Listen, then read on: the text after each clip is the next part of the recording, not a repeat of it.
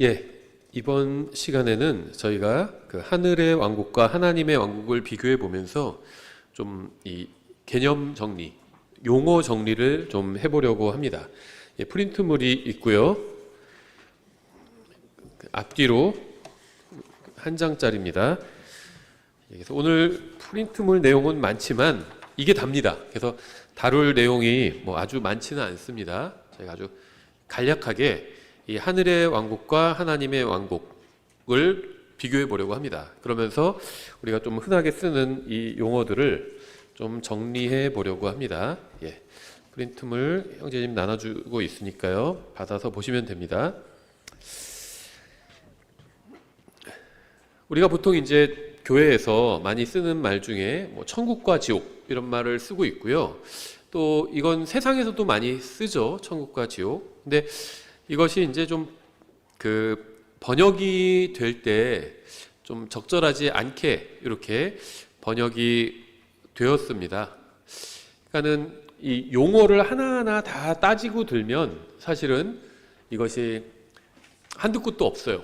왜 그러냐면 우리나라의 언어는 유불도의 언어라고 하죠.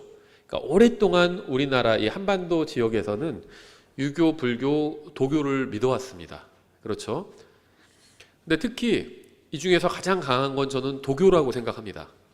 도교가 묻으면 모든 종교를 다 도교화 시켜버리는 그런 경향이 있는 것 같아요. 그래서 우리나라 들어온 유교는 도교적이고 또 불교도 도교적이고 기독교도 도교적입니다. 그래서 복을 구하는 것이나 뭐 이런 것들 소위 말하는 기복신앙이 요 도교에서 비롯된 경우들이 굉장히 많아요. 예를 들면 불교는 엄밀히 보면은 종교지만 또 다른 어떤 측면에서는 또 철학이다 이렇게 얘기도 하잖아요. 근데 우리나라 불교는 대웅전 있으면 저쪽 끝쪽에 뭐 삼신당 같은 거 같이 있고 그렇잖아요. 그거는 사실 불교랑 전혀 관련이 없는 거거든요. 도교적인 건데 이제 한국에 들어오면 이 도교가 모든 종교를 다 잡아먹어서 도교화 시켜버리는 경향이 있는데 기독교도 많이 그렇게 돼버린 것 같아요. 근데 뭐 우리가 그런 걸 다 지금 따지자는 건 아니고요. 이제 지옥이란 말 자체도 이게 불교 용어다 이렇게 비판하시는 분들이 있고요. 어느 정도는 그런 비판이 좀 타당성이 있어 보입니다. 그런데 이 헬이라는 단어를 번역할 때 지옥이라는 말처럼 딱 달라붙는 말이 없는 것 같아요. 그래서 이제 지옥이라고 과거에 번역한 걸 지금도 그대로 이어서 지금 또 지옥이라고 우리도 이렇게 그 흠정에서도 번역을 해놨죠. 지옥이라는 단어 외에 다른 단어로 도저히 바꿀 수가 없다고 생각이 듭니다. 뭐 누가 더 좋은 대안을 갖고 나온다면 바꿀 수도 있겠지만 합당한 것으로 보이는 대안이 없어요. 그래서 기독교계에서 오랫동안 이렇게 고착된 단어들이 있습니다. 이런 단어들을 잘못 건드리면 새로운 종교가 나올 수도 있습니다. 성경을 번역하면서. 그래서 번역할 때 단어 선택을 굉장히 신중하게 할 수밖에 없고 이왕이면 그동안 오래 사용된 단어를 쓸 수밖에 없는 경우가 굉장히 많습니다. 저는 이 하나님이라는 단어도 사실 이런 카테고리에 들어간다고 생각을 합니다. 무슨 말이냐면 영어 God이라는 단어를 정확히 번역하면 그냥 신입니다. 원래 신. God은 신이에요. 그렇죠. 그래서 이 세상엔 많은 God들이 있죠. Gods라고 하죠. 신들이 있습니다. 근데 다 가짜 신들이죠. 참된 신은 하나님밖에 없습니다. 그러니까 참된 신은 사실 신밖에 없어요. 그래서 영어 God을 한국말로 번역하면 신이라고 번역해야 되는데 한국에서는 오랫동안 이 개신교에서 하나님이란 단어를 사용해 왔기 때문에 그냥 이 God을 하나님으로 번역하기로 한 거죠. 이건 뭐 어쩔 수 없는 것 같습니다. 저한테 성경 번역하라고 그래도 God을 하나님이라고 번역할 수밖에 없을 것 같아요. 이미 한국 개신교에서 그렇게 오랫동안 써왔습니다. 그랬더니 약간 부작용이 생기죠. God을 하나님이라고 번역하면서 삼위일체에 대해서 사람들이 혼란이 생긴 겁니다. 하나님은 한 분이신데 그런데 삼위일체가 뭐지? 이렇게 돼버린 거죠. 한 하나님 안에 세 분이 계시죠.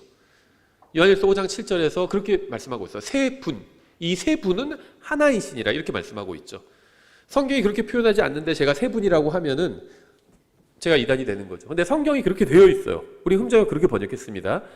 영어는 그냥 3예요. 근데 3를 어떤 존재를 지칭하는 거기 때문에 세 분이라고 이렇게 번역을 한 거고, 이 번역도 그럴 수밖에 없다고 봅니다. 다른 식으로 어떻게 번역을 할 수 있을까 이런 생각이 들어요. 그래서 하나님은 한 분입니다. 근데 한 하나님 안에 세 분이 계신 거죠. 아버지 하나님, 아들 하나님, 성령 하나님이 계신 거죠. 예, 우리가 뭐 삼위일체를 지금 따지자는 것도 아닙니다. 그냥 용어에 대해서 좀 말씀을 드린 건데요. 이 천국과 지옥이란 말을 하는데, 이 천국이란 말도 조금 번역이 처음에 좀 잘못된 말이라고 생각이 됩니다. 그래서 이것은 이제 이 흠정역 성경에서, 또 킹제임스 성경 진영에서는 번역할 때 다 바로 잡았습니다. 그렇죠? 그래서 천국이란 말은 개역 성경에 나오는 말이지만 이 킹제임스 성경 진영에서는 더 이상은 사용하지 않는 말이기도 합니다. 그래서 다 번역을 대부분에 있어서는 이제 하늘의 왕국 이런 식으로 번역을 했습니다. 왜냐하면 천국이라고 된 말, 개역 성경에서 그 된 말이 영어로는 Kingdom of Heaven이거든요. 그래서 하늘의 왕국이다 이렇게 번역을 했습니다. 보통 이제 우리가 이 세상을 구분해서 이야기할 때 하나님의 왕국이 있고 또 이 세상 왕국, 마귀의 왕국이 있다, 사탄의 왕국이 있다 이런 식으로 얘기를 하기도 하죠. 오늘은 그걸 살펴보려고 하는 것은 아니고요. 하나님의 왕국과 하늘의 왕국을 좀 비교해 보려고 합니다. 하나님의 왕국 그리고 하늘의 왕국. 근데 이게 이제 개역 성경에는 천국과 하나님의 나라라고 되어 있습니다. 그래서 천국이라고 된 건 우리 성경에서, 킹제임스 성경에서는 하나님의 왕국, 하늘의 왕국 이렇게 번역된 거고요. 하나님의 나라라고 번역된 것은 이제 하나님의 왕국 이렇게 된 거예요. 그래서 성경에서는 기본적으로 왕국이라고 부르죠. 왕이 있으니까 하나님이 왕이시죠. 또 이 세상에도 영적인 어떤 왕들이 있습니다. 민주주의 국가, 우리나라는 민주주의 국가죠. 왕이 없어요. 근데도 영적으로는 이런 민족마다 왕이 있는 것이죠. 영적인 어떤 통치자들이 있습니다. 그래서 이 세상 왕국들이다. 성경은 그렇게 부르고 있는데요. 먼저 크게는 성경에서 이제 하나님과 관련해서 있는 왕국을 얘기할 때 하나님의 왕국이 있고 하늘의 왕국이 있죠. 그래서 Kingdom of God이 있고 Kingdom of Heaven이 있습니다. 그리고 또 뭐가 있냐면 Heavenly Kingdom이 있어요. 그리고 또 그냥 Heaven이 있습니다. 일단 우리가 오늘은 이 Kingdom of God과 Kingdom of Heaven, 하나님의 왕국과 하늘의 왕국을 주로 이야기를 하려고 합니다. 이 둘을 어떻게 구분할 수 있냐면 Kingdom of God, Kingdom of Heaven 하면 Kingdom of까지는 똑같잖아요. 그럼 다른 게 뭐냐면 God과 Heaven이잖아요. 근데 하나님은 요한복음 4장 24절에서 영이시라고 말씀하고 있죠. 그래서 Kingdom of God, 하나님의 왕국은 영적인 왕국입니다. 우리가 뒤에서 보겠지만 영적인 왕국이에요. 믿는 사람들 안에 있는 영적인 왕국이 Kingdom of God입니다. 그러니까 하나님의 왕국. 예전 개혁성경에서 하나님의 나라라고 불리던 그것입니다. 하나님의 왕국이에요. 믿는 사람들 안에 있는 영적인 왕국입니다. Kingdom of Heaven은 물리적인 공간이죠. 하늘입니다. Heaven은. 그래서 Kingdom of Heaven, 하늘의 왕국은 물리적인 왕국입니다. 이 왕국은 주님께서 재림하실 때 가져오실 왕국입니다. 근데 이 왕국을 이 지상에 세우실 거예요. 그래서 이 왕국은 지금 주님께서 재림 오실 때 이 왕국을 세우실 것인데 지금은 이 물리적인 왕국이 마귀의 손에 넘어가 있죠. 그래서 이 물리적인 왕국은 지금 엉망진창이 되어버렸습니다. 근데 우리는 걱정하지 않아요. 주님께서 재림하실 때 물리적인 왕국을 바르게 세우실 겁니다. 그래서 이 물리적인 왕국이 바로 킹덤 오브 헤븐이다 이렇게 보시면 되는데 이제 문제는 헤븐리 킹덤이라는 표현도 나와요. 그래서 킹덤 오브 헤븐과 헤븐리 킹덤 이게 영어적으로는 거의 비슷한 표현입니다. 그렇죠? 킹덤 오브 헤븐, 헤븐리 킹덤. 그럼 영어 그 자체로는 비슷한 표현인데 성경은 이걸 구분해 주고 있어요. 그래서 우리도 구분을 하면 킹덤 오브 헤븐, 하늘의 왕국은 물리적인 왕국이고 주님께서 재림하실 때 세우실 왕국이다 이렇게 보시면 됩니다. 그런데 하늘 왕국이 있어요. 헤븐리 킹덤. 이걸 영어도 킹덤 오브 헤븐과 헤븐리 킹덤이 다르잖아요. 약간. 그래서 한국말도 이걸 혼정역에서 구분해서 번역했습니다. 그래서 킹덤 오브 헤븐은 하늘의 왕국 이렇게 번역했고, 헤븐리 킹덤은 하늘 왕국, 의자를 빼고 하늘 왕국 이렇게 번역을 했습니다.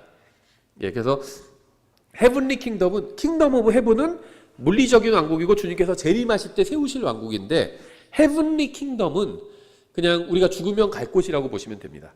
하늘에 있는 왕국이에요. 말 그대로 하늘의 왕국과는 다르죠. 하늘에 있는 왕국입니다. 킹덤 오브 헤븐은 하늘의 왕국인데, 하늘의 왕국은 주님께서 하늘에서 가져오실 왕국입니다. 그래서 하늘의 왕국이라고 부르고 있고, 이건 아직 세워지지 않았어요. 주님께서 재림하시면 이 땅 위에 킹덤 오브 헤븐을 세우실 겁니다. 근데 헤븐리 킹덤은 하늘에 있어요. 하늘에 있는 왕국입니다. 주님께서 계신 셋째 하늘에 있는 그 왕국이에요. 그래서 이 헤븐리 킹덤은 다른 말로 하면 그냥 헤븐이랑 거의 상호 교화적으로 쓸 수 있을 것 같아요. 우리가 헤븐이라고 하면 이걸 보통 천국이라고 번역하거든요. 그래서 잘 아시는 그 D.L. 무디가 쓴 책 중에 천국이라는 책이 있어요. 한국에 번역되어 있습니다.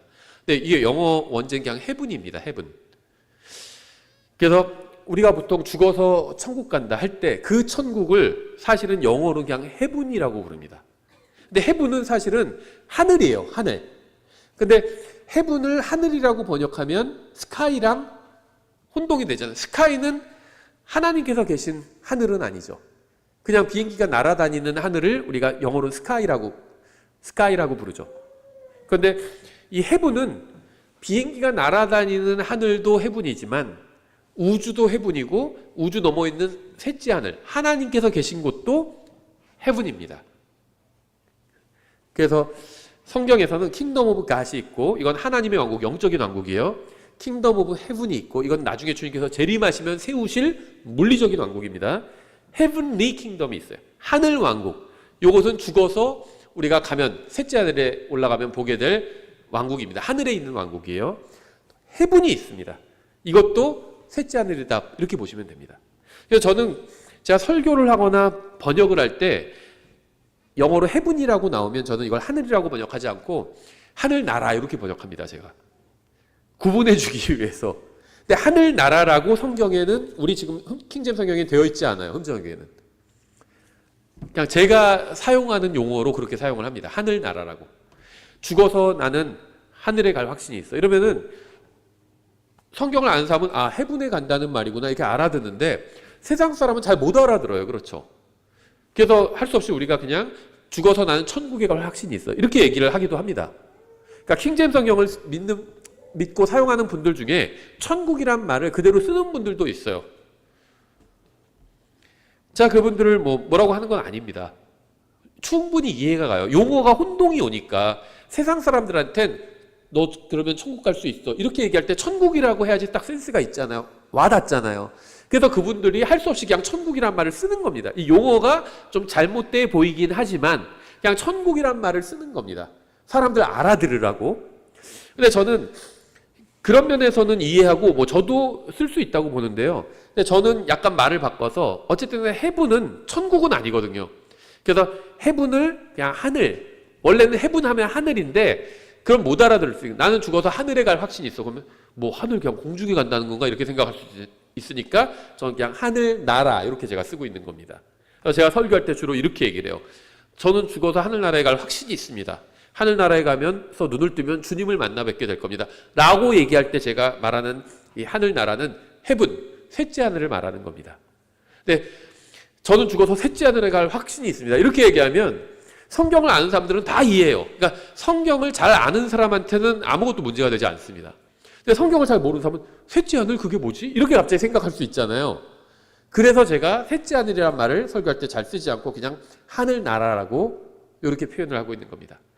근데 성경은 킹덤 오브 갓, 하나님의 왕국, 영적인 왕국, 킹덤 오브 헤븐, 하늘의 왕국, 나중에 주님께서 재림하실 때 세우실 왕국, 그 다음에 헤븐리 킹덤, 지금 하늘나라에 가면, 셋째 하늘에 가면 있는 하나님의 왕국이죠. 물리적인 왕국입니다. 그 다음에 헤븐, 이거는 셋째 하늘 그 자체를 말하는 거죠. 예, 그래서 이렇게 좀 구분을 하고 있다는 겁니다. 그런데 제가 말할 때는 성경을 많이 아는 분들은 이렇게 정확히 구분해서 말해도 다 알아듣는데, 잘 모르는 분들도 있고, 특히 복음 설교할 땐 성경을 아주 잘하는 사람들한테 복음 설교를 하지는 않잖아요. 성경 잘 모르는 사람들을 타겟으로 해서 복음 설교를 하기 때문에 그때는 제가 천국이나 아니면 하늘나라 이런 표현들을, 성경에 없는 표현이지만 그냥 사용을 하고 있는 겁니다. 예, 그래서 오늘은 이런 걸 다 보는 건 아니고 그 중에서 특히 하나님의 왕국과 하늘의 왕국, 그러니까 물리적인 왕국과 영적인 왕국에 관해서 좀 구분해서 살펴보려고 합니다. 지금 구원받아서 이 세상에 살고 있는 우리는 영적인 왕국에 속해 있고 영적인 왕국에서 살고 있습니다. 물론 우리도 뭐 헤븐리 킹덤에 속해 있죠. 근데 우리가 거기 소속이긴 하지만 아직 거기 가지는 않았잖아요. 우리가 헤븐리 킹덤에 아직 가지는 않았습니다. 우리가 죽어야 가는 겁니다. 아니면 주님께서 공중으로 오시면 주님께서 우리를 데려가시면 가는 거지, 살아있는 동안, 이 세상에서 사는 동안은 아직 우리가 헤븐이나 하늘나라나 헤븐리 킹덤에 가진 않았습니다. 그런 의미에서는 아직 여기에 속해 있는 건 아니죠. 그러니까 우리의 소속이 거기긴 셋째 하늘이긴 하지만 우리가 아직 셋째 하늘에서 사는 건 아니잖아요. 우리는 이 세상에서 살고 있죠. 이 세상에서 우리가 사는 동안 속해 있는 이제 그 소속은 바로 이 하나님의 왕국에 속해 있는 겁니다. 그래서 이 하나님의 왕국은 철저하게 영적인 왕국이에요. 우리가 속하지 않은 왕국은 킹덤 오브 헤븐입니다. 하늘의 왕국에는 지금 속해 있는 것은 아닙니다. 나중에 속하게 될 거예요. 킹덤 오브 갓, 영적인 왕국, 하나님의 왕국의 왕도 예수님이고, 킹덤 오브 헤븐, 하늘의 왕국, 물리적인 왕국의 왕도 예수님입니다. 지금은 예수님께서 킹덤 오브 갓, 이 영적인 왕국에서 통치하고 계십니다. 근데 나중에 재림하시면 물리적인 왕국도 세우시고 이 두 왕국을 하나로 합치실 겁니다. 그러면 그때는 이 세상 모든 왕국들이 다 우리 주와 그리스도의 왕국이 되는 겁니다. 근데 지금은 아니에요. 지금 물리적인 왕국 중에서는 주님의 왕국이 없습니다. 제가 말하는 물리적인 왕국은 일단은 그 영적인 왕국들을 말하는 거고, 그 아래에 있는 어떤 국가들을 말하는 거예요. 도시들, 국가들. 그러니까 이 세상 국가 중에 하나님의 국가는 없습니다. 이 세상 도시 중에 하나님의 도시는 없어요. 이 세상에 있는 것들 중에 지금 하나님의 것, 어떤 의미에서 하나님의 것이 없습니다. 하나님께서 직접 통치하시는 것이 없다는 겁니다. 이 세상의 물리적인 공간, 물리적인 어떤 경계 내에 있는 지역 중에 하나님께서 통치하시는 곳은 없다는 겁니다. 하나님께서는 영적인 왕국을 통치하고 계십니다. 그럼 이 물리적인 왕국은 누가 지금 주관하고 있냐? 그거는 이 세상의 신인 마귀가 주관하고 있습니다. 그래서 우리가 국가의 국민으로서 투표도 하고 어떤 그 권리를 주장하거나 목소리를 낼 수는 있지만 국가의 국민으로서 그렇게 할 수 있다는 겁니다. 국가가 잘못한 거 있으면 뭐 항의할 수도 있고요. 뭔가 내가 어떤 내 권리 행사를 할 수 있죠. 그건 잘못된 것이 아닙니다. 바울도 자기가 로마 시민권자라는 걸 내세우고 때에 따라서는 그거를 사용하기도 했죠. 물론 거기에 대해서 이제 비판하시는 분도 있고 하지만 뭐 성경 자체선 거기에 대해서 평가를 하고 있지는 않죠. 그냥 당연한 것으로 넘어가고 있습니다. 그래서 바울이 자기가 매를 맞을 수도 있는 순간에 로마 시민임을 내세워서 매 맞는 걸 피하잖아요. 거기에 대해서 성경이 이렇다 저렇다 평가를 하고 있지는 않지만 저는 충분히 그거는 그리스도인으로서 할 수 있는 일이라고 생각합니다. 왜냐하면 그리스도인은 고난을 받을 때 감사함으로 고난을 이겨낼 수는 있지만 그건 잘못된 게 아니죠. 근데 고난을 자초할 필요는 없어요. 저 다 까먹었는데 그 옛날에 형법 배울 때 뭐 자초 위난 뭐 이런 것도 있거든요. 그러니까 긴급 피난을 하죠. 예를 들면 산 속에 뭐 아주 산에 등산을 했는데 눈이 너무 많이 왔어요. 그래서 밖에서는 얼어 죽을 수 있어. 근데 보니까 산장이 있어. 근데 문이 잠겨 있어요. 유리창을 깨고 들어갔습니다. 그래서 그 안에서 그 밤을 지새웠어요. 그래서 구조대에 연락해서 구조를 받았습니다. 그러면 자기 게 아니라 남의 그 별장 유리창을 깨고 들어간 거니까 죄를 지은 거잖아요. 근데 일종의 긴급 피난이 됩니다. 그래서 처벌을 받지는 않는다는 거예요. 형사적으로. 다만 민사적으로 손해배상을 해줘야 될 수 있죠. 남의 그 유리창을 깼으니까. 근데 이제 그 뭐라고 그러죠? 제가 정확한 용어는 다 잊어버렸어요. 자초위난 뭐 이런 게 있죠. 그러니까 긴급한 상황을 본인이 만드는 경우가 있습니다. 그럴 때는 책임을 져야 된다는 겁니다. 형사적으로도 책임을 져야 될 수도 있어요. 때에 따라서는. 개가 자고 있는데 갑자기 개 귀를 확 잡아당긴다. 이건 개가 확 물겠죠. 그럼 그건 개의 잘못이 아니죠. 내 잘못이죠. 내가 위기에 빠진 거지만 내가 그 위기를 자초했잖아요. 그렇죠. 그러니까 그러면 안 된다는 거죠. 그러니까 뭐냐면 그리스도인은 위험을 피할 수 있으면 피하는 게 좋습니다. 사람들이 반대하는데 굳이 들어가서 막 싸워서 막 뭘 할 필요는 없어요. 거부하고 가라 그러면 가는 겁니다. 발에 먼지를 털고 가라고 그랬잖아요. 복음을 어느 한 지역에서만 전해야 되는 게 아니죠. 거기서 복음 열심히 전하는데 다 반대해요. 그러면 안녕히 계십시오. 이거 전도지 한번 나중에 읽어보십시오. 이러고 떠나잖아요. 그럼 거기서도 누구도 뭐라고 안 합니다. 제가 실제로 봤어요, 여러 번. 어떤 사람들이 그 공원에서 휴식 취하고 있는데 공원에 가서 복음 전할 수 있잖아요. 휴식 취하고 책 읽고 있는데 거기서 딱 전도지 주면서 한번 읽어보시죠 이랬어요.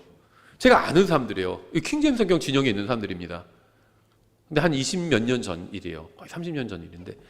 그러니까 그 다음에 저 됐어요. 저는 지금은 그냥 제가 이제 점심시간이라서 식사 빨리 하고 나와서 저 쉬는 거고 그냥 책 읽으면서 쉬고 싶어요. 복음 듣고 싶지 않다는 거죠. 그럼 어떻게 해야 되죠? 그러세요? 그러면 이거 나중에 한번 읽어보시죠. 그렇게 하고 전도지만 주고 왔으면 서로 아무 문제 없습니다. 근데 거기서 사람이 언제 죽을지 모르는데 지금 그런 책 읽고 있으면 어떡합니까? 내일 죽을 수도 있고 오늘 집에 가다가 죽을 수도 있습니다. 그런데도 계속 그 책을 읽고 계시겠습니까? 그런 쓸데없는 소설을 읽고 이런 식으로 얘기한 분이 있습니다. 그러면 그 사람이 무슨 생각을 할까요? 화가 나겠죠. 자기는 쉬러 나왔는데 자기가 지금 믿고 싶지 않다고 거절했는데 그 사람이 복음 전한다는 사람이 막 저주를 하면서 얘기하고 있는 거죠. 지금 가다가 회사로 복귀하다가 교통사고 당할 수도 있습니다. 이런 식으로 얘기를 한 겁니다. 화가 나겠죠. 그렇게 할 필요는 없다는 겁니다. 그렇죠. 그 사람은 지금 안 듣고 싶다고 했잖아요. 듣고 싶지 않다고 했잖아요. 그럼 전도지만 주고 떠나면 되죠. 그리고 다른 사람들한테 복음 전하면 되는 거죠. 듣기 싫다는 사람과 굳이 막 억지로 싸우면서 그럴 필요는 없다는 겁니다. 어쨌든 간에 그러니까는 피할 수 있는 위기는 피하는 게 좋다는 거죠. 주님을 위해서 반드시 고난을 당해야 된다면 그러면 고난을 당하는 거죠. 너 예수님 예를 들면 무슨 무슬림 국가나 독재 국가에서 잡혀가지고 너 예수님 믿는다며 너 예수님 지금이라도 예수님 부인하면 살려줄게. 그럼 살기 위해서 부인한다. 그건 잘못된 거죠. 거기선 그럼 죽이려면 죽이십시오. 전 예수님 부인할 수가 없습니다. 이러는 게 하나님의 뜻이겠죠. 근데 그런 경우 말고 애초에 피할 수 있는데도 처음부터 피하지 않은 것, 그건 그럴 필요가 없다는 거죠. 자초할 필요는 없다는 겁니다. 무슨 말을 하다 여기까지 왔는지 제가 지금 잊어버렸는데 다시 돌아와서 주제로. 오늘 할 주제 많지 않습니다. 걱정 안 하셔도 돼요. 영적인 왕국이 있고 물리적인 왕국이 있는데 이 세상에 있는 물리적인 왕국은 지금 주님께서 통치하시는 것은 아닙니다. 그럼 여기서는 우리가 우리 법적인 권리가 있잖아요. 대한민국의 국민으로서 이 권리는 내세울 수 있습니다. 누가 날 부당하게 하면 내가 내 권리를 내세울 수 있고 누가 우리 집에 침입하면 내가 경찰에 신고할 수 있죠. 경찰에 신고하는 건 내가 그리스도인으로서 신고하는 건 아니죠. 그거는 한 사람의 국민, 시민으로서 내 재산 침해를 받은 시민으로서 내가 내 권리를 가지고 내가 신고할 권리가 있잖아요. 그 경찰의 조력을 받을 권리가 있죠. 그것 때문에 내가 세금도 다 내는 거죠. 그래서 신고하는 겁니다. 그건 별개라는 거죠. 그렇게 할 수 있습니다. 하지만 우리가 그리스도인으로서 어떤 행정부를 무슨 개혁해야 된다든지 이런 주장을 하지는 않는다는 겁니다. 그러니까 국민으로서는 할 수 있어요. 그래서 제가 예전에부터 그런 얘기를 드렸죠. 어떤 국가에서 무슨 일이 일어나면 막 사람들이 찬성 시위, 반대 시위 나가서 막 하잖아요. 할 수 있습니다. 저는 할 수 있다고 봐요. 교회가 하지는 않는다는 겁니다. 교회의 이름으로, 그리스도인 이름으로, 우리 분당 침례교회 이름으로 어디 나가서 찬성이든 반대든 시위하지는 않는다는 겁니다.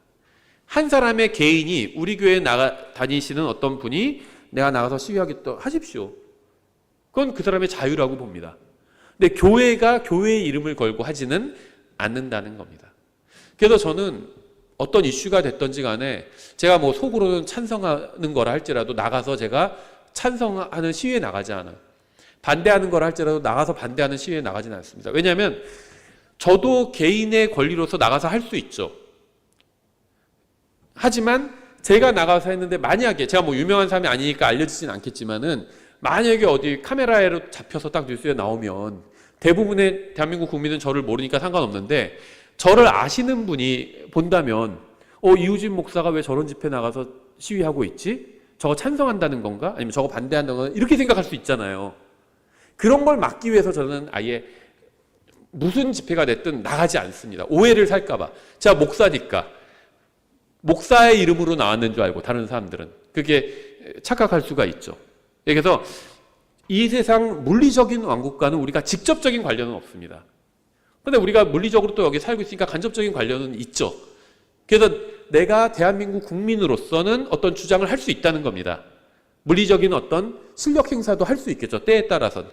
하지만 내가 그리스도인으로서는 그런 건 하지 않는다는 거예요. 그건 하나님의 뜻과는 무관하다는 겁니다. 그게 나쁜 일이 아니라 좋은 일이라 할지라도 우리나라를 바로 세우는 일, 이건 좋은 일이죠. 그것도 하나님의 뜻과는 무관하다는 겁니다. 왜냐하면 이 세상 물리적인 왕국은 지금은 주님께 속하지 않았어요. 그래서 빌라도가 예수님께 물었었죠. 네가 왕이냐 물었을 때 지금은 아니라고 말씀하신 거예요. 지금은. 나중에는 왕이실 겁니다. 이 세상의 왕이실 거예요. 유대인들의 왕이실 겁니다. 근데 지금은 아니시라는 거죠. 그 의미를 파악하셔야 됩니다. 그래야지 그리스도인이 쓸데없는 일을 하면서 간증을 잃지 않게 된다는 겁니다.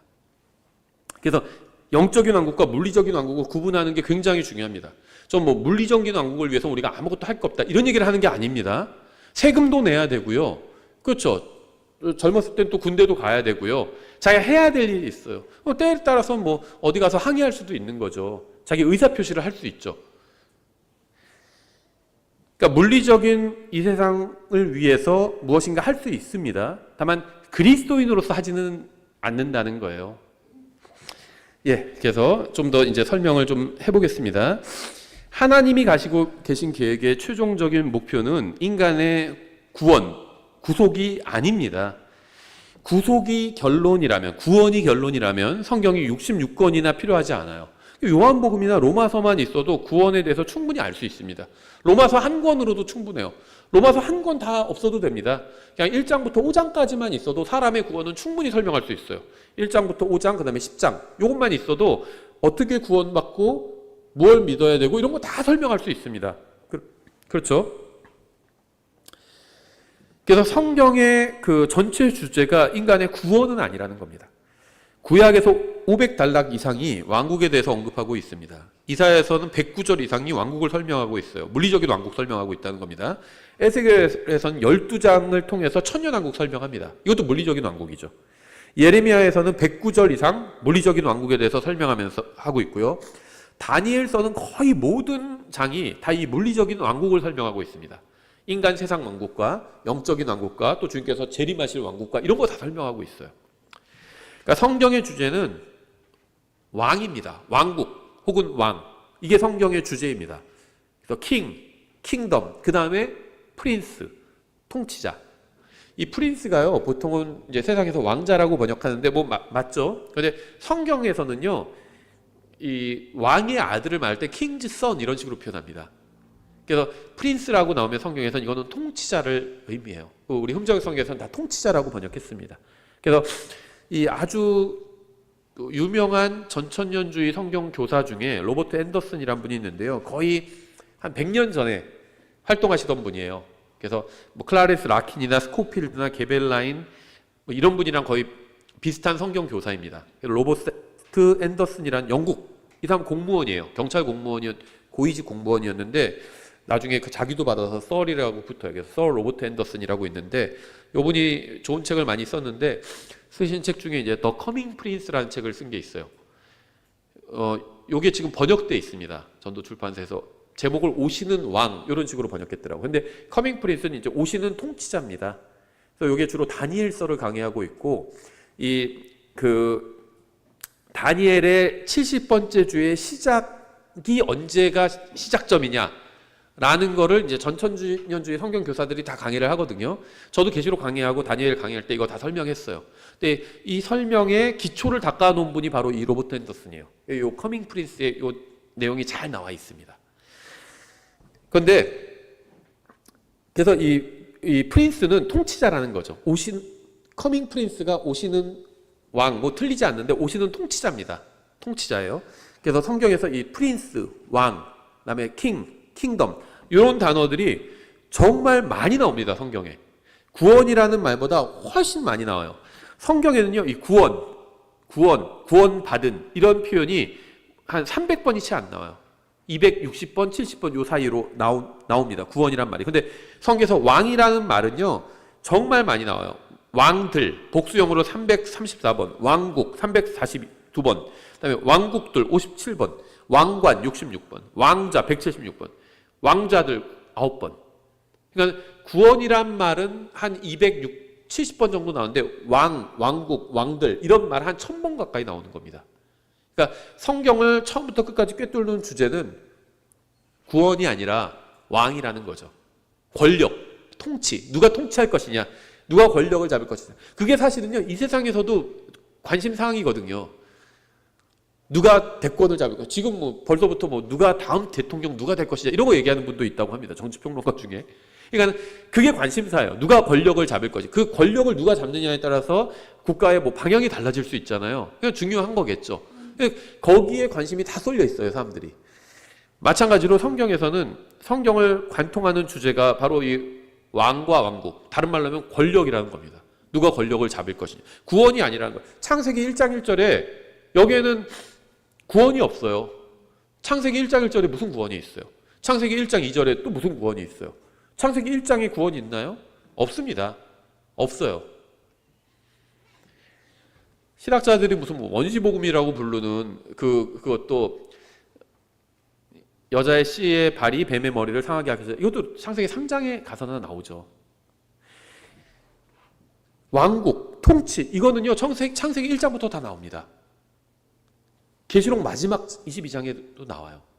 그러니까 구원은 성경을 처음부터 끝까지 완전히 꿰뚫는 주제는 아니지만 통치, 왕국 이거는 처음부터 끝까지 완전히 꿰뚫는 주제입니다. 그러니까 성경의 가장 큰 주제다 이렇게 보시면 됩니다. 저는 지금 제가 구원받는 것 이게 중요하지 않다 이렇게 말하는 게 아닙니다. 사람이 구원받고 거듭나는 것은 굉장히 중요한 일입니다. 온 세상을 다 가진다 해도 구원받지 못하고 죽어서 지옥에 가면 그건 아무 소용이 없잖아요. 다만 구원이 성경을 처음부터 끝까지 완전히 관통하는 주제는 아니다.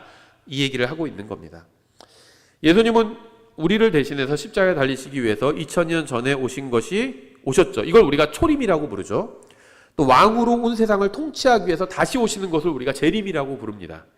성경에는 예수님의 초림에 대한 말씀보다 재림에 대한 말씀이 5배 이상 훨씬 더 많이 있습니다. 인간의 구원은 분명한 목적이 있어요. 결국은 하나님의 영광, 예수 그리스도의 영광, 성령님의 영광을 찬양하게 하려는 것이 인간의 구원의 목적입니다. 이게 에베소서 1장에 나와 있죠. 에베소서 1장이 기도고 또 노래 같은 기도를 담고 있는데 그 주제는 하나님의 영광을 찬양하는 거거든요. 그러니까 인간의 구원의 이게 목적입니다.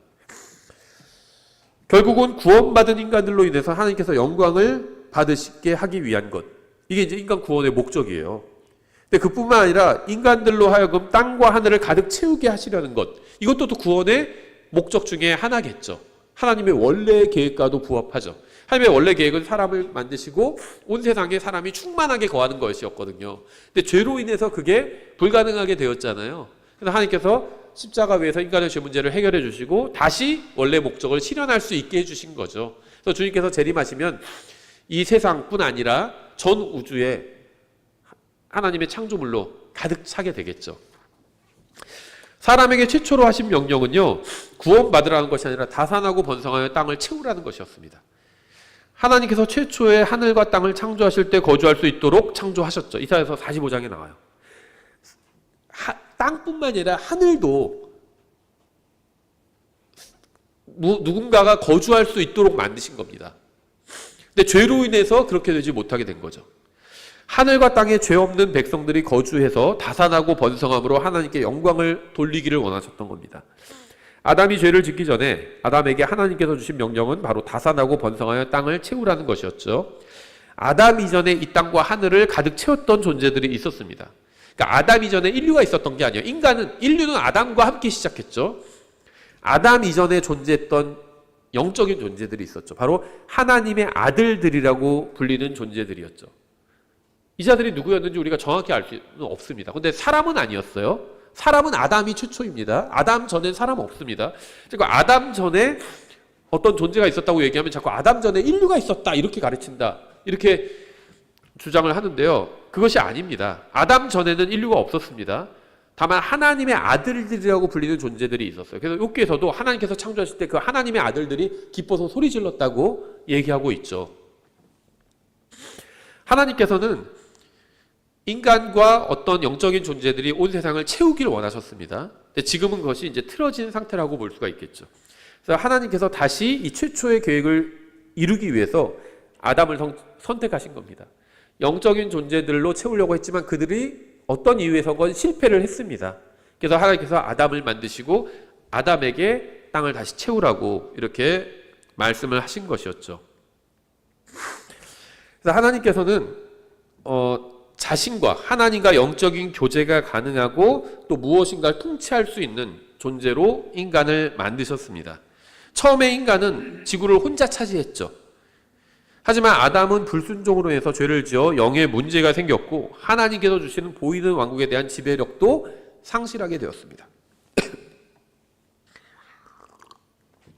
이후 하나님께서는 계속해서 선택하신 자들을 통해서 왕국을 성취하려 하시지만 인간들은 계속 실패하게 됩니다. 예수님께서 이 땅에 오셔서 처음으로 선포하신 것은 하늘의 왕국과 하나님의 왕국이죠. 아담 이후에 계속해서 인간에게서 실패되어 왔던 왕국이 동시에 제시된 겁니다. 그러니까 하나님께서 인간을 통해서 세우려고 하셨던 왕국이 이 하늘의 왕국과 하나님의 왕국, 두 왕국 다였습니다. 하나님의 왕국, 영적인 왕국과 물리적인 왕국을 다 세우려고 하셨는데 둘 다 실패해버렸어요. 그래서 결국 예수님을 통해서 영적인 왕국과 물리적인 왕국 둘 다 다시 실현이 되는 것인데 예수님의 십자가 대속을 통해서 이 하나님의 왕국, 영적인 왕국은 믿는 사람 안에서 세워졌습니다. 그런데 물리적인 왕국은 아직 세워지지 않았죠. 이거는 예수님께서 재림하실 때 세워주는 겁니다. 죄가 없는 인간들로 하여금 온 우주를 가득 채워서 왕국을 건설하고 하나님의 영광을 찬양하게 하기 위한 하나님의 최초 계획은 예수님 안에서 성취를 하게 되고요. 또 예수님의 재림과 더불어 시작되는 천년왕국에서 영원히 이루어지게 됩니다. 하나님의 계획대로 예수님께서는 조상 다윗의 왕자를 가지고 영원히 통치하실 것이고 그 왕국은 영원 무궁할 것입니다. 결국 이 세상의 왕국들이 우리 주와 그의 그리스도의 왕국들이 되어서 그분이 영원 무궁토록 통치하시리라는 말씀은 문자 그대로 성취될 겁니다. 그런데 아직 성취되지 않았어요. 이단들 중에서는 이게 성취되었다 이렇게 주장하는 자들도 있죠. 이 영원 무궁한 왕국을 위해서 예수님의 보혈로 구원받은 사람들이 필요한 겁니다. 그러니까 왕국의 백성을 이루고 왕국에서 살 사람들이 필요하잖아요. 그래서 예수님의 십자가 대속이 있었던 거죠. 그래서 이 구원이 놀라운 은혜이긴 하지만 성경 전체를 꿰뚫는 주제는 아니다 이렇게 말씀을 드렸습니다. 하나님께서는 구원 이상의 계획을 가지고 계십니다. 인간 구원만이 하나님의 목적이라면 성경에 계시되어 있는 천사들에 관한 것이나 하늘과 땅에 대한 계획이 무의미하죠. 천사들은 하나님의 구원에는 포함되어 있지 않잖아요. 그렇죠? 그러니까 이 구원으로 모든 걸 다 볼 수는 없다는 겁니다. 구원, 하나님의 구원 이걸로 보면요 보이지 않는 것들도 많아요. 천사들, 마귀들, 이 구원에서 다 제외된 자들이에요. 하나님의 구원 계획과는 관련이 없는 자들입니다. 그러니까 보이지 않는 거죠. 천사나 마귀들에 대해서 구원의 시각으로만 본다면 성경을 통과라는 주제는 왕국입니다. 왕국. 그래서 왕국으로 설명할 때만 그리스도의 재림의 의미와 거듭나지 못한 사람들에게 복음을 전하는 것이 시급하고 소중함을 더 잘 알 수 있게 됩니다. 그래서 단순히 구원이 아니라 왜 구원이 필요코 있어야 하는지 그래야 정확하게 알 수 있게 됩니다. 그러니까 이 왕국의 관점에서 봐야 모든 것이 바르게 이제 더 보일 수 있다는 겁니다. 성경에는 많은 왕국들이 나오는데요. 먼저 그 프린트물에도 있는데요. 사탄의 왕국이 있죠. 마태복음 12장 26절에 나와요. 또 이스라엘의 왕국도 있고요. 이 세상의 왕국도 있습니다. 고레스의 왕국도 있고 아하수에로의 왕국도 있고 이방의 네 왕국도 이 왕국들 외에도 무슨 우리 조선 왕조도 있고 중국의 청 왕조도 있고 많은 왕조들이 있지 않았나 이렇게 생각하실 수 있는데 하나님께서 예언과 관련해서 기준으로 삼으시는 왕국들만 언급이 되는 겁니다. 중국의 청왕조나 뭐 조선 왕조나 무슨 뭐 투더 왕조나 영국의 이런 그들이 세운 왕국들은 하나님의 예언과는 직접적인 관련이 없어요. 근데 고레스 왕국이나 아하수르 왕국이나 이런 것들은 관련이 있습니다. 그래서 이런 왕국들만 성경이 언급하고 있는 겁니다. 다음에 다니엘서 2장에는 이방의 네 왕국이 있고, 이 네 왕국을 언급하신 이유도 하나님의 예언과 관련이 있는 겁니다. 또 하나님의 우주적인 왕국이 있습니다. 또 벨사살과 다리우스의 왕국도 있고요. 다니엘서 7장의 네 왕국도 있고요. 열왕이 나오는 왕국도 있고요. 알렉산더 대왕의 왕국도 있고요. 헤롯의 왕국이 있고, 짐승의 왕국이 있고, 하늘의 왕국이 있고, 하나님의 왕국이 있습니다. 그래서 성경에 이렇게 많은 왕국들이 있어요. 하나님의 왕국은 문자적이지만 물리적이지는 않습니다. 그러니까 문자적이라는 건 실제로 존재하는 겁니다. 하지만 물리적인 공간에 국한되지 않아요. 하나님의 왕국은 영적인 왕국이기 때문에 하나님의 왕국은 실제로 존재하지만 영적인 왕국입니다. 그래서 누가복음 17장 21절에서 이렇게 말씀하고 있죠. 또 그들이 이르기를 여기를 보라 혹은 저기를 보라 하지도 못하리니 보라 하나님의 왕국은 너희 안에 있느니라 하시고, 우리 안에 있어요. 영적인 왕국입니다. 그러니까 이 하나님의 왕국과 하늘의 왕국을 혼동하면요, 아 봐라 하나님의 왕국 우리 안에 있다고 하지 않냐. 그러니까 진짜 예수님이 재림하셔가지고 왕국을 세우시는 건 아니다 이렇게 주장하는 자들도 있습니다. 근데 서로 다른 얘기예요. 예수님께서 재림하셔서 세우실 왕국은 하나님의 왕국이 아니라 하늘의 왕국입니다. 다른 왕국이에요. 이걸 혼동하면 안 됩니다. 성경에 나온 왕국을 다 같은 왕국으로 보면 혼동하게 됩니다. 봐라 하나님의 왕국은 우리 안에 있다고 하잖아. 예수님 재림하셔서 왕국을 또 세우신다? 그런 건 아니야. 이렇게 주장하는 자들이 있다는 겁니다. 근데 서로 다른 왕국에 대한 얘기예요. 믿는 사람들 안에 있는 왕국은 하나님의 왕국이고요. 영적인 왕국입니다. 우리는 다 이 왕국의 국민이죠. 예수님께서 재림해서 세우실 왕국은 하늘의 왕국이고 물리적인 왕국입니다. 로마서 14장 17절 하나님의 왕국은 먹는 것과 마시는 것이 아니요 오직 성령님 안에서 의와 화평과 기쁨이니라 이렇게 말씀하고 있죠. 영적인 왕국입니다.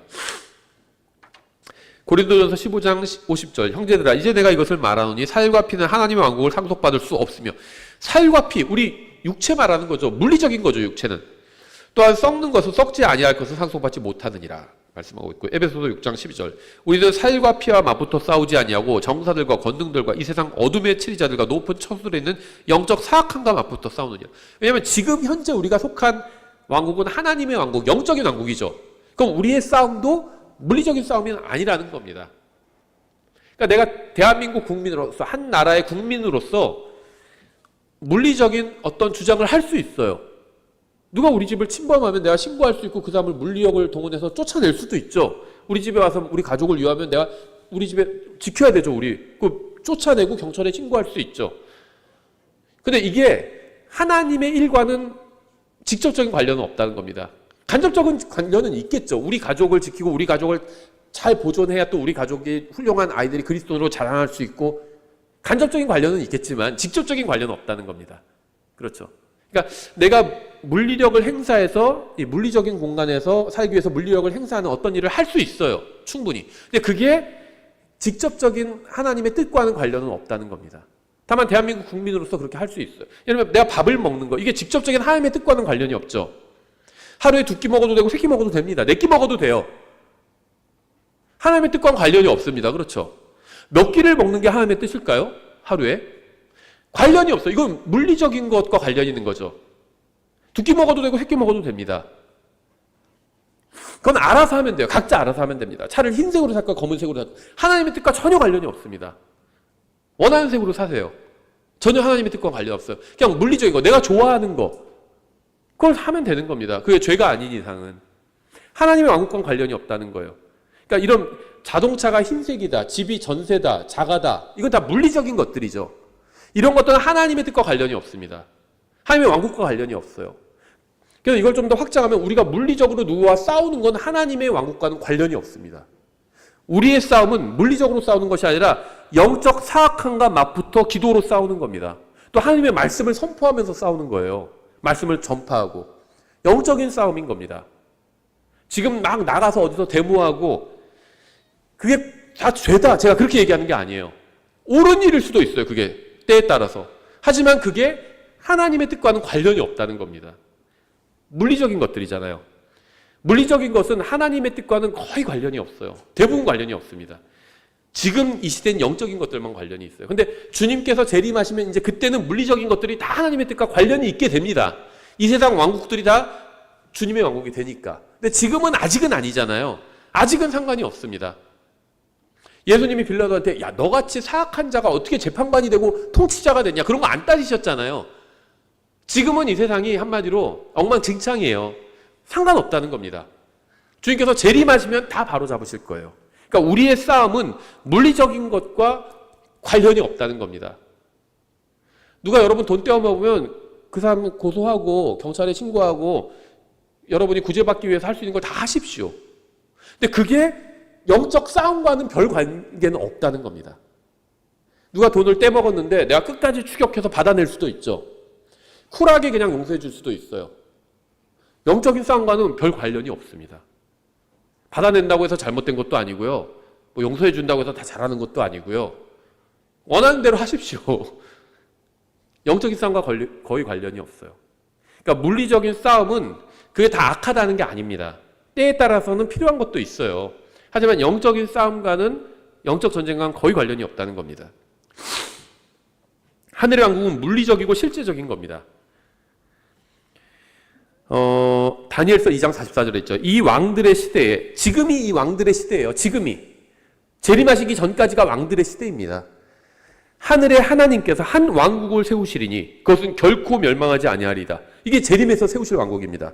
그 왕국은 다른 백성에게 넘겨지지 아니하며 이 모든 왕국들을 산산조각 내어 소멸시키고 영원히 서리다. 이 세상에 있는 모든 왕국들, 모든 나라, 미국, 한국, 영국, 이런 자유진영의 나라들뿐만 아니라 이런 나라도 다 소멸시켜 버리시고요. 북한, 중국, 뭐 러시아 아니면 뭐 이슬람 국가들 다 소멸시켜 없애실 겁니다. 자유진영뿐만 아니라 독재 국가들 다 없애실 거예요. 이 모든 왕국들을 산산조각 내어 소멸시키고 영원히 서리다, 이렇게 말씀하고 있잖아요. 그래서 그 주님께서 세우실 왕국이 임하면 이 세상 모든 왕국이 다 이렇게 무너져 내리게 될 겁니다. 하나님의 왕국과 마지막으로 하늘의 왕국을 비교하면 이렇습니다. 하나님의 왕국은 우주적이지만 하늘의 왕국은 메시아적이고 다윗적입니다. 예언 그대로 성취된다는 겁니다. 하나님의 왕국은 거듭남을 통해서, 다시 태어남을 통해서 들어갈 수 있지만 하늘의 왕국에는 믿지 않는 자들도 있습니다. 왜냐하면 이 세상이 하나님의 왕국이 세워질 곳이거든요. 믿지 않는 자들 있고 믿는 사람들도 있고 막 섞여 있잖아요. 그렇죠. 가라지와 곡식의 비유, 그물의 비유가 하늘의 왕국에 대한 것이에요. 가라지를 뽑으려고 하니까는 뭐라고 그랬죠? 뽑지 말고 내비둬라, 이렇게 주인이 말씀하셨잖아요. 그러니까 지금 이 세상에서, 예를 들면 우리나라에서 비기독교적인 걸 다 우리가 없애려고 하면 예수님께서 뭐라고 하실까요? 내비둬라, 이렇게 말씀하시는 겁니다. 재림하셔서 딱 정리할 테니까. 그럼 우린 뭘 해야 되죠? 비기독교적인 거, 비성경적인 걸 뽑아 없애려고 하지 말고 하나님 말씀 가르치고 복음을 전하는 겁니다. 비성경적인 걸 뽑으려고 하면 한두 개가 아니에요. 이거 다 뽑지 못해요. 왜냐면 동성연애 같은 거나 아니면 낙태나 뭐 그런 식으로 비성경적인 거 들자면 한두 끝도 없겠죠. 그래서 그런 걸 우리는 막 싸워서 없애려고 하는 존재가 아니란 겁니다. 그거 다 없어질 겁니다. 동성연애나 낙태나 뭐 간음이나 살인이나 다 없어질 거예요. 그건 주님께서 재림하시면 없어질 거니까 우리가 그런 거를 막 뿌리 뽑는데 우리 힘을 모으는 게 아니라 복음을 전하는데, 하나님의 말씀을 전파하는데 힘을 써야 된다는 겁니다. 세 번째, 하나님의 왕국은 겉으로 드러나게 임하는 것이 아니라 영적으로 임하는 것입니다. 하지만 하늘의 왕국은 조직을 갖춘 모습으로 이 지구상의 영광스러운 모습으로 서게 될 것입니다. 주님께서 왕이 되시잖아요. 왕이 오시잖아요. 또 도시들을 나눠서 통치할 사람들을 주님께서 상을 주시면서 뽑으시잖아요.